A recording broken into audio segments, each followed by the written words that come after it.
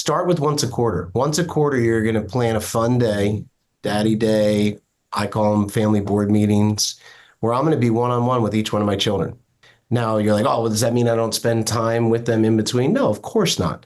But if they always know, there's something called anticipation and then reflection. There's that 90-day cadence, every 3 months. A lot of the personal development guys use it for real statistical reasons. But if you're giving them a day every month, a half day to a day, I say a minimum of 4 hours, where I plan a fun all-in day for whatever they want to do. And that's it. Hey, welcome back to another awesome episode of the Life and Air Show podcast. I'm your host, Jason Wojo. On the Life and Air Show, we help people make more, work less, and live better.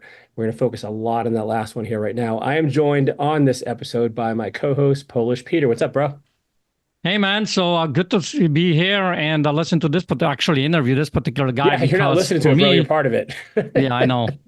Sometimes I feel like I am just listening to it, No, but on the serious side of things, man, it rings home. What he's talking about and rings true home. I feel like I was, the two parts to this, what he's sharing in his life, the before and after.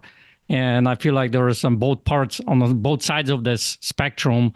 And I'm just so glad that somebody's out there who was doing those things and talking about it and helping people and humans and man to actually live the true life. So what Peter's referring to is this episode, we have Jim Sheils on, who is a successful real estate investor. He's an author. He focuses on not only being successful in business, but being successful at home and in your relationships as well, which, as you guys know, if you've listened to any episodes of this already, hopefully you listened to all of them.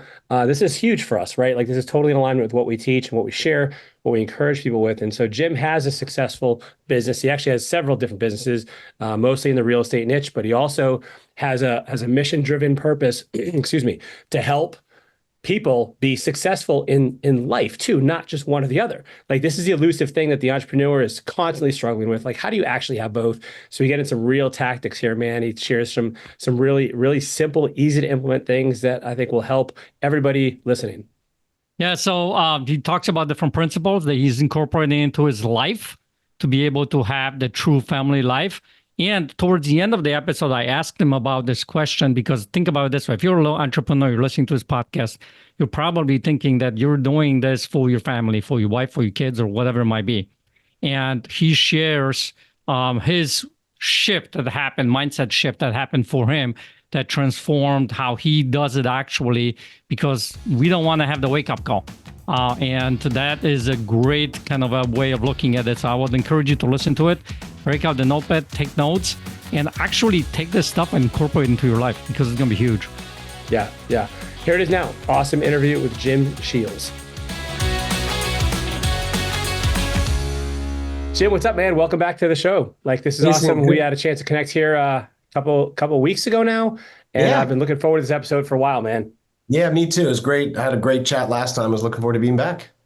Well, the reason and we do this, and for the listeners who aren't familiar with like the podcasts, like what we do is we do a pre-podcast kind of discussion to make sure it's a good fit for the show. And like, I just totally connected with Jim.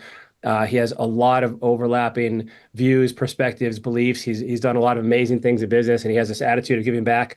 And so I had to get you on the show, man, and it went awesome. So tell me, man, like, let's give the audience let's catch them up to speed. Like, you've done a lot of things. Give us a summary of those things and why it's kind of led you in this direction of like really prioritizing the balance between life and business.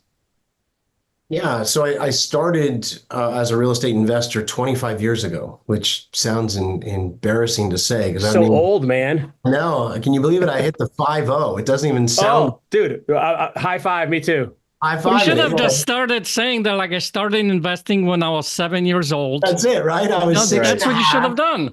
Yeah, so I was 6.5. But yeah, it's been a great ride. And again, I didn't come from money. I inspired to be an entrepreneur because I had a goal when I was at that young 25. Man, if I can get my real estate in place, I can get to the good stuff. Because I saw too many people, including my parents and others, they couldn't really get to the good stuff, which was, time with their family, giving to causes they cared about, providing the things that I didn't have as a kid. And so that's what the real estate was, the vehicle for me. And it had a tangibility. And so I, went through the ranks of buying, fixing, and selling houses, building rental portfolios in California, getting the heck out of there, coming to Florida and continuing that there, surviving the '08 meltdown, which was not fun, but was able to protect my investors and really reassess a lot of things with my own life. And then went into new construction. And it was about 10 years ago, gosh, even longer now, it was 13 years ago. It's when Steve Jobs died. And when Steve Jobs died, I got sent an article, and it really stuck me in my tracks, guys. It was like, "Arr!" And there is an article by Walter Isaacson, his biographer. And Walter Isaacson was interviewed by Time Magazine a few days after Steve passed away. And the article said Steve Jobs spent his final days surrounded by close family and used the opportunity for final interviews to explain to his wife and children why he wasn't there for them. And I was just like, man. And it went on to say that Steve was, and I always looked up to Steve Jobs. Of course, I knew the reputations of him being harsh and a jerk, but his business stuff and, the things he was saying on his near deathbed. And Walter Isaacson asked him, he said, Steve, are you glad you had a family? Are you glad you had children? And he said, Steve didn't hesitate. He fired right back and said, man, it's 10,000 times better than anything I've ever done.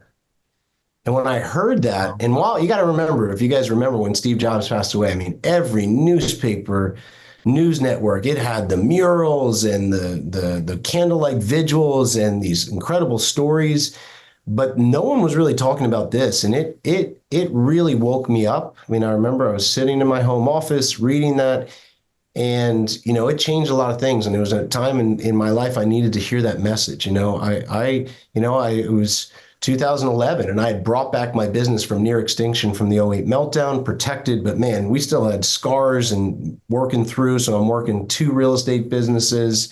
I had just adopted my 2 oldest sons and my wife. We now have 5 children, but we were in that pain of having miscarriages, which is really painful if your wife's ever through it. It's not fun. And then I had also been approved to donate a kidney to my father. Which had just happened like the day before. That's not something I expected. It's a lot in my book and my story where guys, I got hit at such a point of critical all at once with all those things. It just changed my curiosity, my commitment to family. And it made me realize I want to be a leader in my real estate industry, but I want to be famous at home. I don't want to be like Steve Jobs like that. I look up to him in a lot of ways, but I really appreciate Steve Jobs. The fact he shared that message, I think, was like a golden thread that I needed to hear, because I could have gone down that same road. I mean, who was I because right there, sitting there that day, guys, if the rug had been pulled out of me, of my health, I would have been in the same position probably. I would have been doing final interviews to explain. And today that's different. And the good news is I don't think you need to give up your ambition to have this integration of success in business and success at home. You just have some principles and simple frameworks to work with and surround yourself with the right people. And it's very doable to have both. I don't think it's one or the other.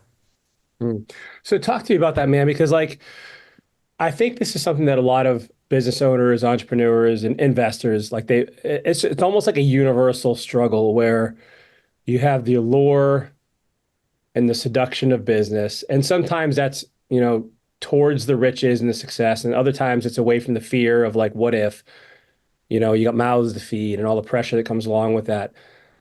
And I know we're going to talk about tactics here in a minute too, but I'm even curious about the upstream mindset that really has to accompany this change. Otherwise it's not going to stick. So why do you think people struggle with this so much? And how did you this article clearly had a pivotal, defining moment for you, but how do more people have that moment? I think the tough thing is, Jason, they have to be hit to a point of critical. Something really, a health setback, a loss of a loved one, a divorce. They have to hit a point of critical. They hit a point of critical that I'd like to see people avoid. I don't think that's necessary. I think you can leverage off of other people's stories before you hit the point of critical. But I think a lot of people, the way they wake up is they hit a point of critical. Or, I've interviewed thousands of entrepreneurs on this, and, there's such a good nobility and intention of providing. but sometimes we end up taking ourselves completely out of family life, especially. And there starts to become this undertone of this like guilt, depression, and bitterness because you're not really there when you're there because you're always working through the next business problem still in your head in front of your family. And you're at this weird stage where you're like a part-time disciplinarian or a roommate or just an ATM machine because you're just not involved in the family life. You've delegated yourself out or made yourself completely unavailable. You've used the business as the reason or the excuse, probably a little of both. And that's a very painful thing that a lot of entrepreneurs go through. And it's not easy to talk about. Look, we can talk about a deal that went bad or a marketing campaign that went bust, but to know that our family life's not going right, it really it's very uncomfortable to talk about. I mean, Yeah. for any of us, including me. Right. Right. Well, like, I mean, there's so many factors here, and I asked that question because at the end of the day, like, I really 100% agree with you. You don't have to choose one or the other. Hmm. And like, we're going to get into that, but I think the first step is really wrapping your head around this idea of like, hey, how, and I think of it almost like, it's not a higher bar, it's a different bar. So maybe it's like, it's not an either or, it's a both. And so, and actually, I personally, man, I kind of play a game with myself here because, like, and by the way, I am not saying business is easy at all, but if you work hard enough for long enough, you have any relative intelligence, you can probably make enough money for yourself. If you work, and again, for some people, it's more than others. But what if you could play a different game and make it fun and try to win at both instead of, either or? Like, I don't think it has to be like a situation where Michael Jordan goes to play baseball and he gets crushed and he has to go back to basketball. I think you can have both. Like, you can be Yeah. good in both sports. It's a sport really of life and business, of family, relationships, and making money. So dude, I love that, man. So let's talk. And by the way, you don't just talk about this from a superficial level. Like, you've done a lot of work with this. You have 18. I want you. By the way, I want you to describe this. Tell people about 18 summers, and like, so this has become almost like a mission. It seems for you. Yeah, it's become an impact business that I didn't expect ever to take off. The book, if you guys told me when I read that article all the way back, right, and I was going to write a family book. I mean, I'm not a psychologist. I'm not a family therapist. I'm a real estate investor. What is, come on. And but all of a sudden we have a business book about family that hit number one on Wall Street Journal. And I would have never thought that. And the reason I say that is because it was it's my writing is not that great. I think it's pretty good. It's easy. It's a short book, but it's the message. And so I think that's where it got all of its attention because there's so many places, guys, that you and I can go to figure out the next real estate technique, next marketing campaign, financial and tax strategies, but there's not much for our type of being to have a guidepost, to have a plan, because we're wired very differently. Entrepreneurs, especially real estate entrepreneurs, are wired very differently. It's easier for them to give full focus to their business, but then when they go home, to shut the business off and give full focus to their business, to their own health, to their own hobbies. And that's where the reason it's become a mission is I want to see us enjoy the ride, right? I don't want to see this. I mean, that R word, regret, is a terrible thing. And a friend of mine, Dan Martell, he wrote the book Buy Back Your Time. He's a big supporter of our book. He's the one who taught me the word integration. I've totally thrown balance out the window. It's gone. It's integrating the life because balance is like, and I was never good in science, guys. But remember, you had the little cubes you put on one side and you have to get it Thing goes right over. or yeah, it's flying. Well, integration is more just a mixture where it's just stirring around together and it works. And that's what I try to do is talk to people about integration. You can't sprint the whole way in business, and you probably can't just take off completely and be with your family to be able to provide the other things. So how can you integrate it? How can you integrate like a day, a month, a week, a year? And that's what these principles try to do, but also dropping I think we all have that old adage where, God, I want to be an entrepreneur. But man, that means I got to punch the clock right at 8 a.m. and I'm going to stay till 7 p.m. And it's going, well, yeah, what if you're doing half-ass stuff and it's not even the highest, best use and you're feeling, well, I got to be able to say to my buddies, I put in 90 hours this week. It's very backwards. So there's some things we got to reverse out of us. I don't know if that's too much to Yeah, no, down. love it, man. I'm just down, giving some ideas. So listen, I'm curious, for me personally, you just said the word integration. What exactly does that mean? Can you give us an example? Like, how does that show up in your life? So integration means I don't try to balance family and work, right? So where I sit right here, I don't want a big corner office. I want a little office in the corner of my yard. So I'm a partner in a large build-to-rent company about 45 minutes from here. I rarely go in. I work from here in my privacy, where I have a 5-second commute to the beach. I have a 3-second commute into my home. Just enough space for my dogs and my kids where, I'm able to do this. So I save an hour and a half, 2 hours a day where I'd be going back and forth. And that allows me to be with my kids, drop them off at school in the morning, come here. I had a sales meeting right before I spoke to you guys. I ran out there and I caught 7 waves and I came in. I didn't even get my hair wet because I wanted to make sure I was ready for the podcast. Where I'm Whoa. How you do that? Now, dude, I got to ask that. Like what? You have like a little shower cap on your head? Is that what it is? No. I was paddle surfing and it's a really fun wave day. They're not too big, but really clean. So I just paddled out, caught a bunch, ran back, got cleaned up for you guys. And then I have 2 podcasts and then I'm doing lunch with my family and then I need to go to a closing. And then I have another investor meeting this afternoon. But I'm always trying to integrate. So I bring my family to events. They come with me to look at certain properties. I've tried to integrate it into my life where they're not like separate. I'll go. So here's a great example. My wife and I got married in Costa Rica. We love it. It's just a place we really enjoy to be. The people and the atmosphere and the adventure.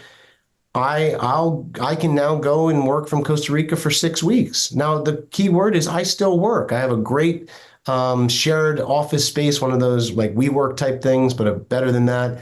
And I still am on the beach every morning and every evening with my family. I put in some hours during the day on key things I need to do, and I'm able to do that by the assignments I've taken on. This is something we need to talk about for sure. I could have never done that 5 years ago. But the way I've set myself up in my business, I can integrate where I'm still doing the highest and best for my business, but I'm able to be right where I want to be. So that's integration. I don't know if that makes sense. When it's on such opposite sides of the scale, man, that feels heavy and guilty and just impossible to keep that one little metric to that one little metric. I love that, man. So I'm ready to dive in here with Dan. You've already shared some great stuff. Let's talk about some of these, give us some of the tactics, some of the things you've learned to integrate life and business to really make these things something that like gel cohesively. Okay. Yeah. The first thing that I would recommend is there is no perfect family. So entrepreneurs, yes, right? I know I hate to be the one to shock you, but we are annoying perfectionists sometimes, us entrepreneurs. We got to do this, we got to achieve this. Whoever made up that silly saying, the perfect family, did us no justice. That it's not about perfection. It's about bridging imperfections, just enjoying the time you have together because it is fleeting. I've learned that especially over the last 5 years, losing family members and just working with a lot of families. Things are fleeting. So take perfection off the table. That'd be my first step. Don't stop saying, oh, we're going to have the perfect family life. Man, that's going to take pressure off you, your spouse, your children, and you'll be able to actually enjoy and probably do better. We all know when we're going for that perfection, we're rigid, we're overbearing, we're unrealistic, and so just take that out. That's the first step, and the second step is start with just a few principles. Right? When you guys, I remember my first real estate mentor, what he said, he's like, everyone wants to build the Taj Mahal before they own a duplex. And and that's what we do. So I always say, start with a couple of things that have been proven to work and then, treat it like an experiment, see how it goes. So I'll give a couple of those principles today that I think are a good starting point, and they can be integrated into two really powerful rhythms that hold together a lot of my family life at home. And that's what my book's about. Yeah, let's hear it, man. Yeah, so the first one is one of the most overlooked yet simple and potent and effective strategies that I've ever found. I don't think it's discussed enough. I think it's been overlooked, but it works. And that is simply the one-to-one principle. If anyone listening, they're like, well, I'm going to cut out after this. That's fine. I'd rather you don't. And I know you guys would rather you don't. But if they get this one thing, this is a game changer. And now we have, there's probably over 300,000 families using our strategies, and this is one of the biggest ones that really helped break them into a better family life. One-to-one time is something that rarely happens. It's very intentional. It puts the magnifying glass on the relationship in a positive light, takes away distractions, sibling rivalry, and it helps that individual relationship. And you got to separate the parts to strengthen the whole. There's so many people that I found, if they had just had some more one-on-one time with their spouse, with one of their children that they've had a lot of issue with. Normally what's been missing is one-on-one time. And this is something that if we don't give to our marriage, we don't give to each of our children. I don't know how many children if you guys have, but if you have multiple, then I've not met one person in probably 1,000 podcasts that say, "Oh, my kids are identical in all their likes and dislikes." Yeah. No, so you gotta, none of us want that Jan Brady, right? The Marsha, middle child syndrome. I don't get any attention. So I've found if you will just schedule one-on-one time with your spouse and each of your children, this is a game changer. This is when the deeper conversation can happen. The better understanding can happen. I joke that I was, raised in an Irish Catholic family. I had like 6,000 cousins. That's great. And these big get-togethers. But the conversations that really have stuck with like my oldest sons, who are now 18 and 20, came on these moments of one-to-one time. The things that have ignited, and I'll even say at some point salvaged my marriage with my wife, is this one-on-one time. So I need a tip here, man, because like I see the value in what you're saying. Right now, I got a 3-year-old and a 6-year-old, and my 6-year-old will not give up daddy time. And so like I'm trying to like peel away from her to spend time with a 3-year-old. And so it's totally now I know Peter's waiting to make a joke like, oh, they want time with you, but it's true, man. So Well, that's probably because you act like a 3-year-old. So, I mean, that's why she wants to hang out with you. So, man, that's tough. I'm actually trying to work through that right now because like I'm trying to split it. You have one-on-one time with each, and it's sometimes difficult. You got any words of wisdom? Well, yeah. So what the family board meeting is about, it's really about two rhythms. It's about what we've called the family board meeting, and then also the date night with a question, though. And this is something that is, man, just a little bit of fine tuning we've done has made a huge difference in our marriage and so many others. And we'll talk about that. But the premise of this is, Jason, start with once a quarter. Once a quarter, you're going to plan a fun day, daddy day. I call them family board meetings, where I'm going to be one-on-one with each one of my children. Now you're like, oh, well, does that mean I don't spend time with them in between? No, of course not. But if they always know, there's something called anticipation and then reflection. There's that 90-day cadence, every 3 months. A lot of the personal development guys use it for real statistical reasons. But if you're giving them a day every month, a half day to a day, I say a minimum of 4 hours, where I plan a fun all-in day for whatever they want to do. And that's it, one-on-one. We'll go over the next two principles that team up with this day. Now your 3-year-old knows it's happen. Whatever your 6-year-old wants to do, well, it's not his business, because it's your 3-year-old's day, and he gets to plan it, go all in, and he loves his sibling, but he's not going to be there. And so when you see this time, this is where this gives your 3-year-old exactly what he wants, right? Otherwise, there's overshadowing, there's sibling rivalry. So just, and you're saying, is that enough? Look, we have people that have been doing this now 12 years, and they say this one day a quarter with each of their children, we're talking a minimum of 4 hours, doesn't have to be a full day, but at least a half a day, is a game changer. And I think you'll start to see the defenses go down on your 3-year-old that he's getting his own time. And it's that easy of a start. And you'll find the time in between this 90-day meeting that you have one-on-one with them, just having fun, to kind of bring the temperature down at the in-between times, if that makes sense. You're actually providing this. And I always ask, I say, how many of you had this with your parents? I didn't have that. I mean, I love my dad. He passed away 2 years ago at the age of almost 88. We never had that. I would have done anything to have those, a half a day every quarter growing up from 3 to 18. That's huge. And that's what you asked me for, 18 summers. I was given a stat years ago that the average person will spend almost 85% of the quality time they ever have with their children by the end of the 18th summer. And that makes sense when you think about it, because, they're going off into college or the military or career. And I can tell you from my 7-year-old wants to hang out with me a lot more than my 18-year-old. And we have a great relationship, but he's got, a business and a job and a girlfriend and hobbies and gym. And so that just happens. So you want to take advantage of that time.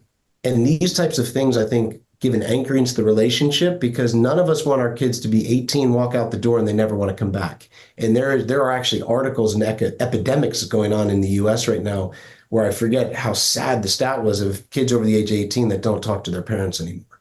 They're like, no, they weren't really there for me. I got nothing for them. Now, there could be fault on both sides, of course, but man, I wanted to kind of hedge against that. And this one really helps that. Tell me about the this family board meeting thing. Is this something you do weekly? Is this and is it your whole family? Is it just you and your spouse? Just like one-on-one. So I one-on-one time is divided into two things in our family. I will do a half a day a quarter with each of my children, and then I do a weekly date night with my wife. Okay. This man, when I get to teach at some business insider groups, EO, YPO, and these are pretty, I would say awake people. But I'll ask them, when's the last time, what's the day and time every week you go on a date with your spouse? And less than 10% of the room will raise their hand. But if I ask the question, how often do you meet with your CFO? When do you meet with your marketing team? They have the day and the time. So that's the two things that I recommend saying, where I'm like, look, let's just start getting things moving in the right direction. If for the next year or even 6 months, you will dedicate a half a day to each of your children every 90 days and a date with your spouse once a week, it's amazing. It's not going to get you 100% of the way there, but it'll get you 80. Yeah. Literally, this quality time, you're setting the stage for connection, and it's a game changer. And life moves so fast that if you don't do this, right, we all go, whoosh, 2024, October. Wait, it's October already? What the hell happened this year? Right. Top 3, he's 5 now all of a sudden, right? It's like this. So these things, one-on-one time, schedule one-on-one time, and I'll give you the principle too that absolutely makes this even more powerful. But do you guys remember, this is kind of corny, but do you remember the first Tobey Maguire Spider-Man? Do you guys remember that one? Yeah, no? Yeah. Oh, I love that movie. And so Butch or Biff or whatever, the big guy and the bully's coming to punch him at the locker because he threw the plate of food on him. And if you remember, Peter is now like in spider sense, and he's so like aware, like everything's like slowed down. He sees the punch and he kind of looks at it, and he's just like so present that he sees ahead of everything. I found that having consistent one-on-one time with my family members, that's what I feel like. Like I got spidey sense again. Like I'm so attuned. I'm so there. I'm not distracted. And that's my second principle that brings you, well, how are you not distracted? We coined a term at 18 Summers a few years ago called intermittent tech fasting. So I love it, man. Intermittent tech fasting. So, intermittent fasting, you guys look fit. I've read a lot about it. It's supposedly great. I'm not a doctor or a fitness expert, but weight maintenance, muscle, organ regeneration. It's you're not giving up eating. You're just choosing to eat between certain times, and it has benefit. I learned that, the hard way with my wife, trying to set dates and bringing my phone on it, and taking a useless text, phone call, Facebook thread. I mean, you're talking terrible stuff to do with a beautiful woman you love right in front of you, or even with my children. If I try to spend the day with them and I'm constantly on my phone the whole time, am I really there? Are they really the priority? They're going to tell you no, because I've done a lot of interviews on this. So when I do these half days, guys, when I do these date nights, my phone is never invited. I'm on a tech fast. Call my wife. She's way better with her phone. She's less jittery like I will be I get worked up. Let me check something. Let me check email or a text. So these days are very sacred to me. These half days, my phone's not invited. And my teens, their phone's not invited either. But I set the example. On date night, it's not there. And now we don't have those distractions. And that's super important for this. I'll tell you a quick story. My daughter's now 9. When she was 5 years old, I came home, and on these half days, I do a tech fest. On my date night, I do. Normally, when I come home from work, if I'm working right from my office or I've gone somewhere, I come back, I'll leave my phone for like 2 hours in the car, somewhere not on me. And I came home, and my daughter's like, "Dad, let's go on the trampoline." We have a trampoline, and I'm like, "Sure." And so I'm getting on the trampoline, guys, and my phone, I left it in my pocket. I broke my own rule. And I'm getting on, I hear the zzz, zzz, zzz, zzz. Now, I don't even have to look at the phone. As a real estate investor, my brain's already gone in 7 different directions. So I'm not on the trampoline anymore. And I pull it out, it's 5:35 or something, and someone screwed up something on a closing that was supposed to happen. I'm like, this was so simple, and man, what I had, and there's nothing I could do. So I'm trying to solve it in my head. I'm swearing under my breath. And I finally come to, and I'm on the trampoline again. And I look down, and my little 5-year-old daughter's looking up at me, and she's got the quiver lip and looking really sad. And I'm like, "Maggie, what's wrong? What's wrong?" Like, I'm thinking she hit herself in like to one of the poles or something. And she just said, "Daddy, why are you so mad at me?" And so I was like, oh my gosh. She's thinking I'm so in my head working through a real estate deal that I'm pissed off at, that I'm angry at her because I can't be in 2 places at once. And I'll tell you, I haven't been perfect from them, but I've been a lot better, because that really turned the knife in my back that day. And it shows we cannot be 2 places at once. You have to disconnect to reconnect. If you really want to have this integration, success in business and success at home, you have to have periods of time of complete and total unavailability. This bullshit of I'm on call all moments, all day. Well, then great. Then your family will never be priority. It just can't happen. Wow. Man, there's some powerful stuff that you're sharing here with us, man. I really appreciate you, because it's, just the fact that there's a reminder, right? Those principles that helps us to kind of be present to our lives and integrate and things like that.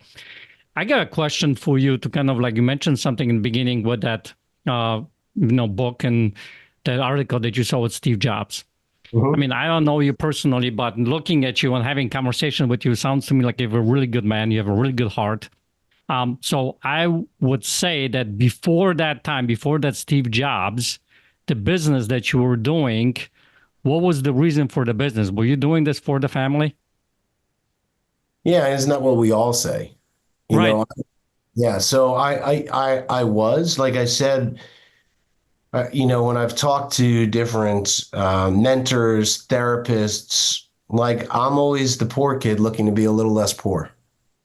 It's Right. something I continually work on. I didn't come from money. I watched my parents struggle. I watched them go broke. And so that affects you. And so I didn't want to be in that position. I want to be in the position to provide for my family and also be able to help others like my parents, once I did it. So I'd say I was doing it for the family, but also there was a freedom aspect. Like, I was in corporate America for 2 years, guys, and it was suffocating. Like, to Yeah. being able to just say that I just ran out and caught 7 waves on my own decision, was back here taking care of an important conversation like this. I wanted to be able to do that. I wanted that freedom to do that. So there was a freedom thing, and then also wanting to be able to provide better than I was as a kid. I'd say those are 2 of my biggest drivers. Yeah. So listen, because I have a follow-up question to this. I love what you're sharing, because the reason why I'm asking you this, because my wake-up call was my divorce. Okay. And that was the moment where I'm like, because before that, I was doing it for my family, the business and all that kind of stuff, but I wasn't really there. You know what I mean? And I think that's a lot of entrepreneurs are going through it that way. There was Yeah. the divorce. For you, it was the Steve Jobs thing. And now on the other side, you're operating in a different way. What do you think is the shift that happened for you, that, it's the same reason why we're doing this, let's say for the family to be able to do this, but there is some kind of an internal shift that happens in there. Do you know what I'm asking? Yeah. Yeah. So I think the shift for you, well, and for me, just in a different way, was something tremendous happens. You had the divorce. So you're like, okay, I am now forced to really look at how do I want to do things differently moving forward. I made mistakes, but what can I fix moving forward? Almost going broke in '08, which was extremely stressful, protecting investors. How am I going to do this differently? And you get put to a point of critical on something. I don't think you have to wait for that. What I do think people have to do, I always joke about this. There was always kids, we were definitely young, wild kids where I grew up. And there was always the parent that would say, oh, not my kid, not my kid. My kid wouldn't do that. And it was usually the kid that was the biggest, derelict of everybody. and Mm-hmm. um, and so I've gotten really good at saying, no, that could be me. That could be me, right? And that was my wake up call, I think, with Steve Jobs. At first, like I told you guys, I was like, Steve Jobs, he had a reputation for being a jerk. That wasn't me. And I really caught myself and I was like, no, that could be me. Like when everyone says, oh, I only have a few social drinks, a few times a week, I can't be an alcoholic. I'm always like, no, that could be me. I got alcoholism all over my family. That could be me. Oh, I won't get sick early. No, that could be me. If I eat like shit and do all this and that could be me. So I think the mind shift for me, honestly, Peter, was realizing that could be me. And then there was other things of great magnitude, like donating the kidney to my father. A piece of my body was taken out and given to him, and something changed in me there. I don't recommend anyone do that that doesn't have to. But for me, it was that. It was just realizing, yes, this could be me. What happened to Steve Jobs could definitely happen to me. And then I had a major thing like miscarriages with my wife and donating the kidney to my father all happened at once, that you just can't look at life the same way. Like I look at you and you're very sincere going, there's no way I could look at life the same way. I'm older and wiser and more experienced, and I got some scars to prove it now. And you're a different person, and you can either become a better person, which obviously you have, or you can let it spiral you down. I don't know if that makes sense or not. It totally makes sense, man. So I love it. So that it could be me, because I think what ended up happening for you is before that, you're like, that's not going to be me. You know what I mean? That's not going to be me. Now that could be me. And it's a big shift for me personally, because I feel like the reason why I asked this question, because I feel like there's listeners on there who are entrepreneurs who are thinking, that's not going to be me. Or they're thinking, I'm doing it for the family. I'm running the business. I'm doing this for the family. But there is this kind of like, I want to say like these rosy glasses, because I had those.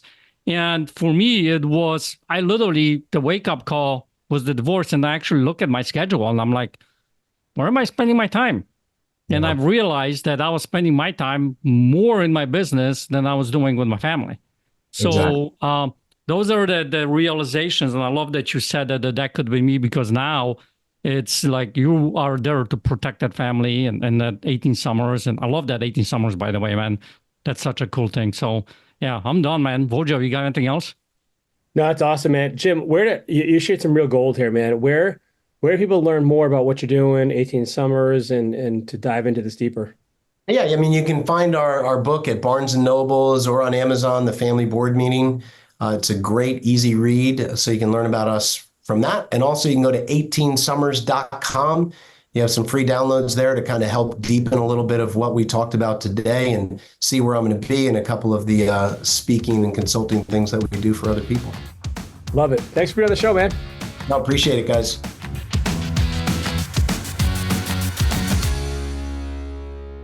Bro, that was an awesome episode, but the thing I'm impressed with the most is that he went surfing for 7 waves and did is get his hair wet. Dude, you can't even wash your hands without getting your hair wet.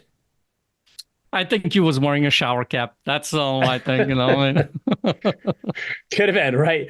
Listen, I like this episode, the direction it went, because it's so relevant. And listen, man, nothing he suggested was off the wall, impossible, impractical, unrealistic. Like it was all very simple things. Now, simple is not always easy, as we know this, right? Because like how Mhm. many people know how to get in shape, but they're not.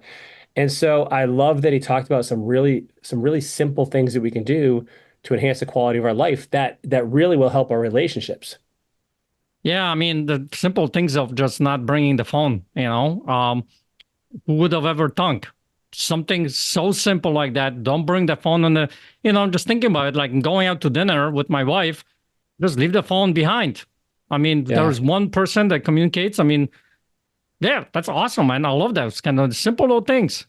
Dude, it's so weird though. Like, I've like, so Elena, my wife is really good at this. Like, she just won't, like, we'll be at the pool and she just won't even bring her phone with us and for some reason, man, like, I'm getting better at this, but I still kind of feel a little bit naked.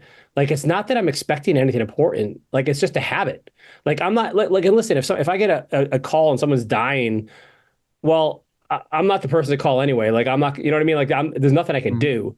So it's so interesting how, like, I know this really isn't important, but yet it almost feels like I almost feel like literally like what am I forgetting? Like if I don't have my phone, it's super awkward. So like I've just made this part of like now we are good in our family with like cutting off phone hours. Like in the evenings when my girls are home, like I'm not getting on the phone and stuff. And in the morning before they go to school, we're not on the phones. But like it is something it's such a simple thing, but it's so true. Like it's so easy to be present when I think it's just such a distraction, right? Like whenever you're bored for like 2 seconds, you pick up your phone and like, oh, I'm gonna check social media. I'm gonna check my emails and like it's just not productive to having the life you want and giving focus to that moment that you want to be present in. Yeah, I mean, I remember that story was talking about Steve Jobs, me, because that's one of the things that he's on his deathbed. Think about it this way, on his deathbed, he's talking about his family, about him, right? Yeah. That's finally when they get to know him, the true, real Steve Jobs, because he, wasn't able to do it. Granted, he did some amazing things for the humanity, but at the same time, what is that happened for him in his life? The other thing that I love what he was sharing about on these, half dates, half the day dates kind of a thing, right? When you go take your spouse or your kid for half a day and you just totally dedicate to the one kid.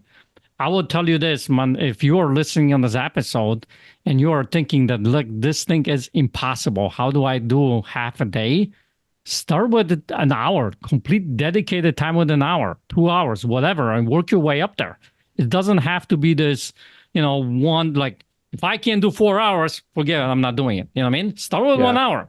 The Yeah. other aspect, I think the intention behind this, which she didn't mention it, is that when you know that you're going to have to do that, right? When you know that you got the plan, dating your wife, you have the date night, or you have that date with your kid, or whatever the case may be, you will need to get more intentional with what you're doing in your business. I think it's like this, you know, benefit that you get out of this, because remember, we talk about at the events all the time. Between 10 and 3:30, right? I work like my hair is on fire because I know that gym time and the family time is after that. And when my kids were younger, I'll have to pick them up and drop them off from school. I love doing that. So the thing is, it forces you outside of that time to be able to actually focus on those things so you get your stuff done, because otherwise you're not going to get your stuff done. Right. If you Right. have those markers. And I think that is the coolest thing, think about it this way. Like, I don't have that with my dad, Oh no, and dude, me neither. No. yeah, so that is such a huge thing. And again, very simple thing. Just incorporate Yeah. it into your life and asking them, what do they want to do? You know what I mean? Not just doing what you So, want to do. Yeah. Don't drag him around for errands all day. yeah, Don't go to Home exactly. Depot Right. with him and like pick up stuff. Yeah. Unless the kid wants to go to Home Depot and look Yeah. at tools or something. I don't know. But you know what I Yeah, mean? right, Yeah. right. Well, and let's back up though for a second to the Steve Jobs thing, man, because here's something that like, and this is an individual choice to make. Like, and I'm not saying, by the way, for every one Steve Jobs, there's 5 million other business owners who sacrifice their life and don't accomplish anything even close to the significance that Steve Jobs has. But this is where like you got to consult your vision. Like if you truly, and by the way, I am not here to say what's right or what's wrong because I'm not going to influence anybody. Certainly, I will never shy away from my personal perspective. Mhm.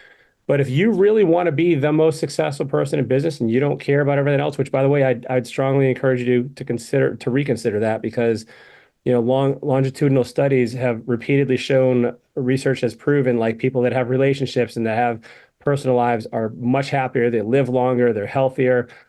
But if that's truly what you want to do, like, okay, but I don't think you have to. Like, I really believe you can have both. Now, maybe there are some physical limitations to that. There are only so many hours in a day. There's only so many staff members you can have. I don't think you're gonna, be a Fortune, 500 CEO and work, 3 or 4 hours a day. But like, just decide for yourself what you want and what you value. This is why we're so. I mean, you guys have heard us like offer and pitch and talk about the Get a Life Getaway so many times because this is the event where people can really discover that for themselves. This is where people can really dive into what they want, right? Not what other people, say Mm. they should want, not what they think they should want, not just what like society says they should want. And so this is really important for people to discover that for themselves. I think one-on-one time is huge. My wife and I do take weekly date nights. Sometimes it's not a date night. Sometimes it's a date lunch when the girls are at school. But like we're certainly spending a lot of one-on-one time together. And admittedly, it makes it a little bit easier because we both work out of the house, and so it's a really easy. We'll work out together at the gym, things like that. Um, she'll kick my butt, of course, as usual, but that's fine. I can take it. But like that's important. Time with your kids is important. I'll tell you, man, What like, about that time with your best friend? I mean, I'm still waiting for that well, to he's now, date I mean, nights. yeah, I mean, he's with what's the deal he's with with that? his wife all the time now. I don't know. I got kicked aside. I got kicked to the curb. So like, Okay, you got a valid point. yeah. And so I think, and time with the kids, dude, super important. Like, I got a three, two girl, well, I got three girls total, but one's 3, one's 6. And dude, it's like there's something different. Like my oldest daughter kind of, I don't want to say got a raw deal because we're very close, we have a great relationship, but she did not get the same amount of attention that my younger ones do. It's simply because Mhm. I'm in a different headspace now than I was, 20 years ago. Yeah. Um, and so like it's just every moment is so precious, dude. Like I was looking at my 3-year-old today and we're like I ran in there when I heard her wake up and I ran in there and jumped in her bed and I'm just looking at her and She she's bounced bigger. off to the ceiling when you jumped Yeah, in. right. She like yeah, went flying. She's bigger and I'm like, "Oh my, she's like I literally think she's bigger than she was yesterday." And so like it just happened so Mhm. Yeah. fast and like the work is going to be there, man. The work will always be there. The work will never go away. And trust me, by the way, you're never going to catch up either. Let's just put that out there now. Yeah. But like, it's just so important. It's just so important. So I love what Jim was sharing. Yeah, I think like you mentioned about the vision, it is so important. I mean, we keep putting it out there because it is one of the most important things that you can do for yourself and your family, to writing the Yeah. vision. Whether you come to our events or you just sit down, but dedicated time that you sit down and write that vision that's not based on current circumstances. You just really dive in. I mean, we do it for full 30 days to Yeah. help you write that vision. If you just do that, sit down and dedicate that time, it will be one of the most impactful things that you can do for yourself and your family. Yep. Yep. Totally, man. And listen, do you have to do some things in your business differently to open up that time for you? Oh, Yes, of yeah. course. And that's what we teach the Business Builder Workshop. But this is absolutely possible. Well, listen, I hope you all got something out of this episode. I hope you do something with it. Really, like just start somewhere. Like maybe it's 30 minutes without your phone if you can start there. Maybe it's, like Peter mentioned, an hour with your spouse. Maybe it's not even a date night yet. Maybe it's just sitting down on the couch together after the kids go to bed for for 10 minutes and connecting, like whatever it is, just start small. Like all successes start from the small stuff. Like, sometimes we compare ourselves to people that are taking weekly date nights or spending a half day with their kid every week or every other week. You know what I mean? And so just start somewhere, because this stuff will have an impact. It will make a difference for you, and the relationships and the life you're looking for is on the other side of that. If you enjoyed this episode, leave us a review, leave us a rating, give us a thumbs up, share this with somebody. This is how together you and I and Peter and Life in Air share this message of a life-giving, life-promoting philosophy that we can empower other people with. We will see you next week, everyone. Take care.